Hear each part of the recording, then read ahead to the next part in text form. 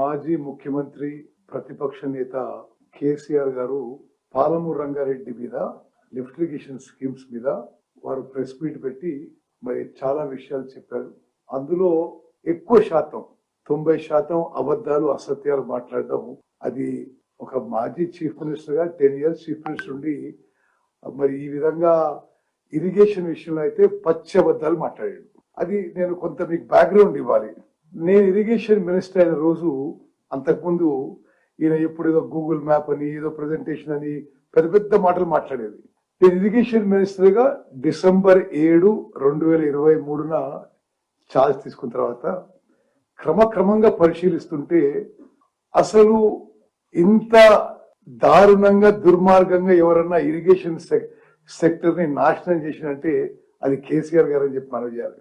అంటే మనందరినీ, మనని, మన పిల్లల్ని, వాళ్ళ పిల్లల్ని తాకట్టు పెట్టి 1,00,000 కోట్ల అప్పు తీసుకొచ్చి ఆ వడ్డీ భారం మన మీద పోపి నామమాత్రం ఆయకట్టు వచ్చింది.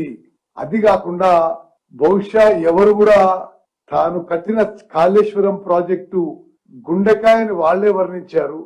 ఆ బ్యారేజెస్ కూలిపోయినాయి.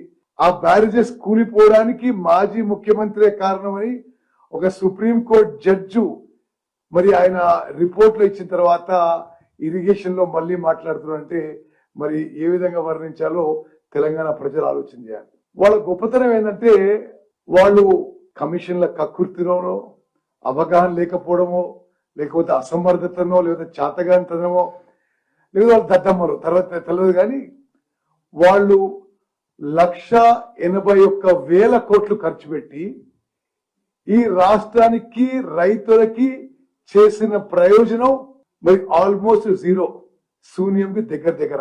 కట్టిన కాళేశ్వరం ప్రాజెక్టు 3 బ్యారేజెస్ కూలిపోయినాయి. అది మేం చెప్పడం లేదు. భారతదేశంలో పార్లమెంట్ లో చట్టంతో ఏర్పరిచిన నేషనల్ డ్యామ్ సేఫ్టీ అథారిటీ అన్నది, విజిలెన్స్ కమిషన్ అన్నారు.